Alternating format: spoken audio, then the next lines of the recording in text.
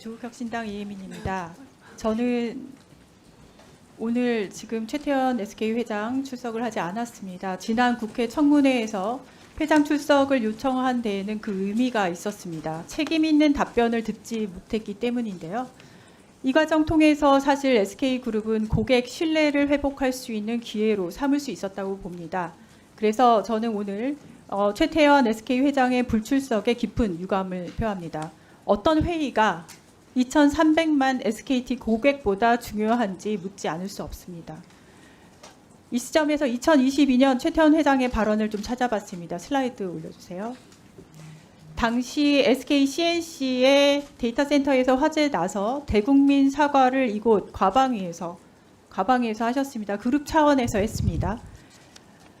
카카오는 이 사고로 275억 원 보상을 했습니다. 당시 그 화재 책임이 있는 SK CNC 아직까지도 책임을 다하고 있지 않습니다. SK CNC의 배상 책임 보험 한도는 한 70억 원밖에 안 돼서기도 하고요.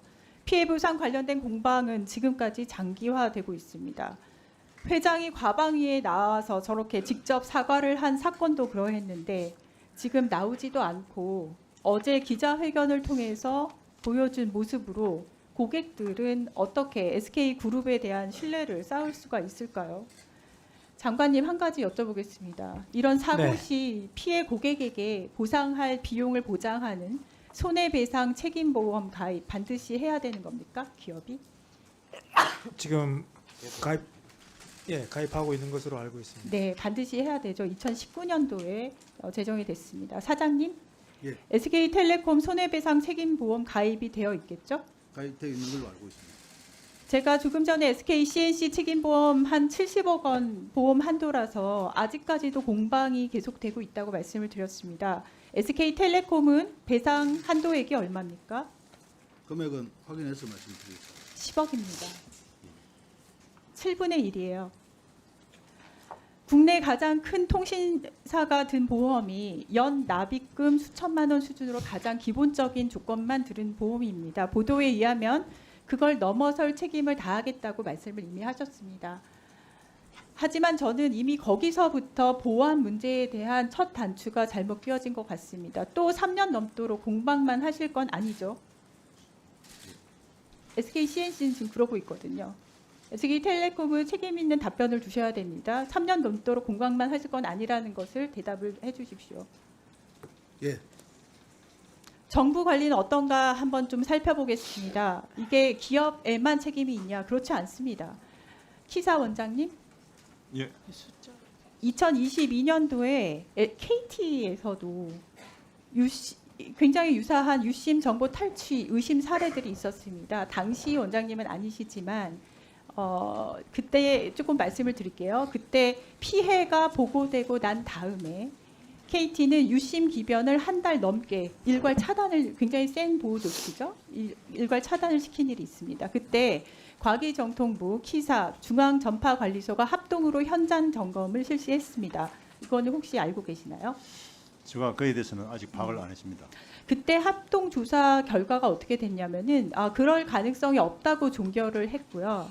피해는 KT 고객에서만 36건 이상을 발생을 했고 어떤 건은 2억이 넘는 피해 보고가 됐었습니다. 그런데 어떻게 됐냐면은 결국에서는 관계 입증을 못했습니다. 혹시 이거 피해 보상 어떻게 이루어졌는지 여기서 아시는 분 있으신가요? 없네요. 2023년도 7월에는 LG U+에서 이건 아시겠지만 개인정보 유출 사고가 있었습니다. 이때 사실은 어떻게 알았냐면은 다크웹에서 거래가 되고 있어서 알게 됐어요. 어떻게 근데 결론이 났었냐면은 개인정보보호위원회에서 과징금 68억 원 처분하고 끝났습니다. 개인에 대한 피해 규모는 산정되지 않았어요. 저는 없던 게 아니라 모르는 거라고 봅니다. 이미 팔리고 있었거든요, 데이터가. 이번 건에 대해서요, 철저히 진상 규명을 하는 것이 굉장히 중요하다고 생각을 하는데, 그래서 키사의 노력, 그다음에 키사의 책임이 굉장히 셉니다. 그래서 아직 조사 중이겠지만 국민들의 알 권리를 위해서 조금 디테일하긴 하지만 좀 질문을 드리겠습니다. 이번 일은 폐쇄망에서 악성 코드가 발견이 됐습니다. 이것은 맞죠? 예, 그렇습니다. 이게 고의든 실수든 내부 직원의 소행이라는 증거가 있거나 아니면은 무슨 의심 정황이 있습니까? 제가 현재 민간조사 합동조사단에 편성되어 있지 않기 때문에 그에 대한 내용을 제가 답할 수는 없고 그러지는 않은 걸로 제가 알고 있습니다. 키사의 역할이 굉장히 중요합니다. 악성 코드는 언제부터 언제까지 심어져 있는지 혹시 발견이 됐을까요? 그 부분에 대해서도 제가 좀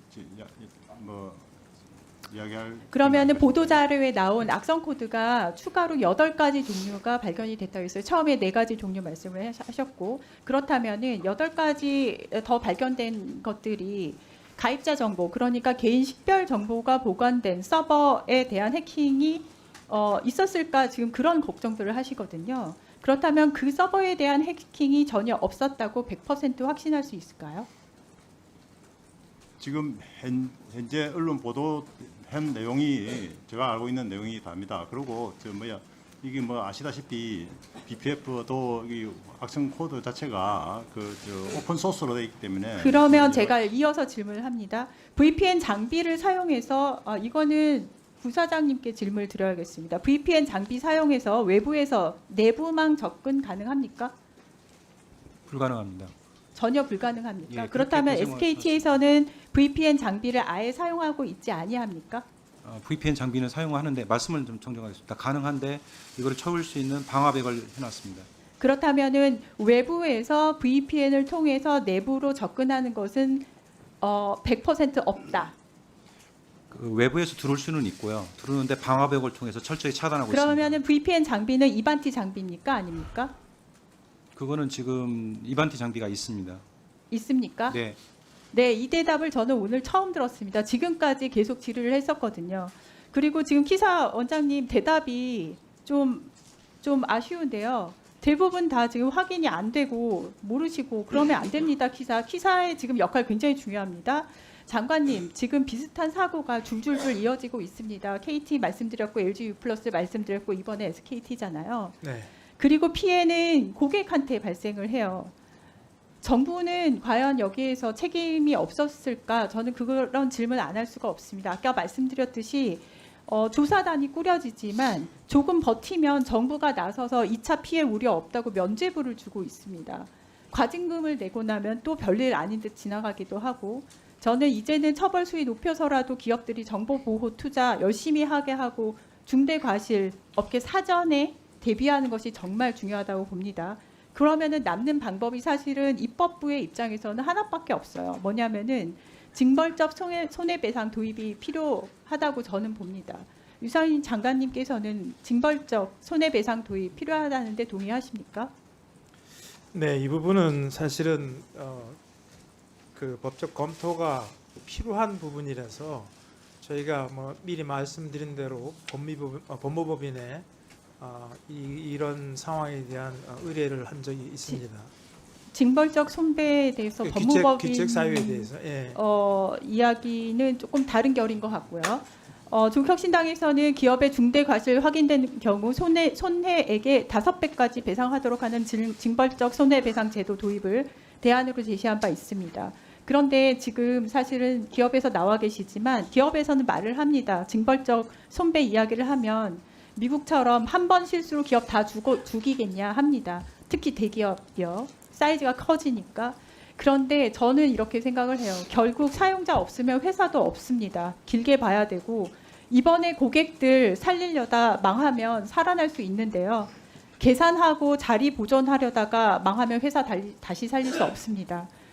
저는 징벌적 손해배상 입법하고 더불어서 지난번 저희가 청문회를 통해서 제기했던 여러 문제점들 극복할 수 있도록 다음 같은 후속 법안들 추진 예정이라서 잠깐 말씀을 드립니다.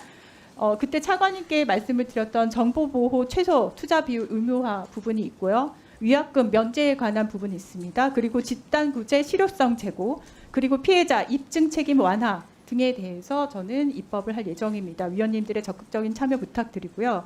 위약금 이야기가 지난번에 굉장히 크게 있었고 오늘도 이야기가 될 것 같습니다.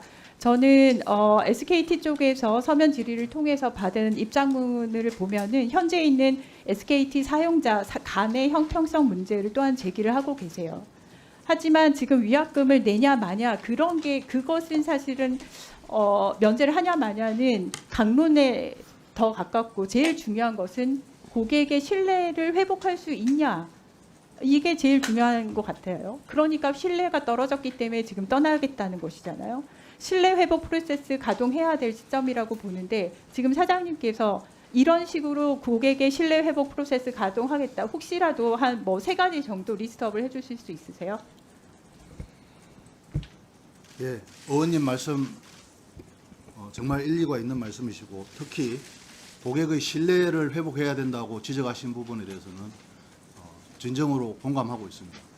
그래서 지금 이제 저희가 지금까지는 고객 보호, 고객 보호에 집중을 해왔습니다. 그래서 FDS나 유심 보호 서비스, 뭐 유심 교체까지 보호에 집중해 왔는데 사실 고객 신뢰 회복이 무엇보다 중요하다는 말씀에 공감드리고 일단 한 가지 어제 대책을 이제 수립한 것은 고객 신뢰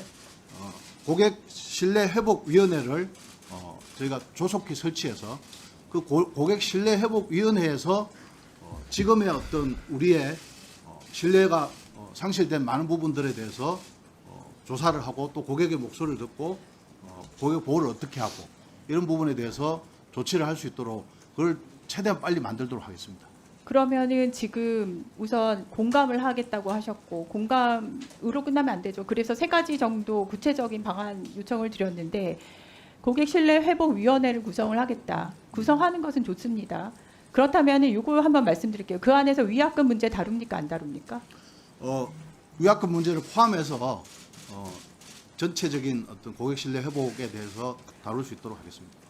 알겠습니다. 그러면은 지금 이 부분에 대해서는 그럼 오늘 책임 있는 답변이 안 나왔다라고 저는 이해를 합니다. 이 부분에 대해서 뭐 만드시는 건 좋은데 가장 빠른 시간 안에 보호 대책, 그다음에 신뢰 회복 대책을 바로 발표를 하시지 않으면 시간이 지날수록 고객이 떠나가는 것 그거 막을 수 없습니다. 그럼 위약금 문제 당연히 다시 나오고요. 이 부분은 대처를 빨리 하셔야 됨이 굉장히 중요하다는 거 말씀을 드리고요. 아까 VPN 이반티 얘기를 하셨는데 SKT는 SK 쉴더스와의 파트너입니까? 예, 저희 쪽 일을 하고 있습니다. 작년에 SK 쉴더스에서 이반티 VPN 장비에 대해서 해킹 관련해서 우려를 표방을 하고 그들의 클라이언트들에게 체크리스트 10가지를 공유한 바 있습니다. 이것은 SKT에서도 텔레콤에서도 받으셨습니까? 그 부분 좀 확인을 좀 해봐야 되겠습니다. 제가 그걸 지금 확인해 보시면 어떡해요? 이미 지난해에 악성 코드 관련돼서 얼럿이 났었고 거기 관련해서 텔레커뮤니케이션 사우스 코리아에 있었다. 올해 한 달 전에 또 보고서도 나왔습니다. 그리고 SK 쉴더스에서는 클라이언트들에게 10가지 대책 체크리스트 공유하면서 이러이러한 VPN 취약점이 발견이 됐으니 조치를 하시오라고 했습니다. 그걸 만약에 SK텔레콤에서 행하지 않았다고 한다면 정말 웃긴 꼴이고요. 최태원 회장 나오셔서 사과하셔야 되고요. 만약에 행했는데도 문제가 생겼다면 SK 쉴더스의 능력을 의문을 보낼 수밖에 없는 상황입니다. 방금 전에 사장님께서 보안 조치에 대해서 많이 하시고 그다음에 신뢰 회복 이 투트랙 말씀을 하셨는데 그 앞단 부분에 대해서는 부사장님께서 지금 아마 기술적으로는 리드를 하고 계신다고 알고 있는데 지금 SK 쉴더스에서 지금 VPN 장비에 대한 문제점 지난해에 발표를 했는데 그것 또한 어떻게 됐는지도 모르고 계시면 안 되죠. 지금 너무 총체적인 난국인데 이 부분은 특히 VPN 장비 관련해서 들어올 수 있는 여러 가지 취약적인 문제 체크하셔서 의원실로 좀 제출을 해주시면 좋겠습니다. 전 이상입니다.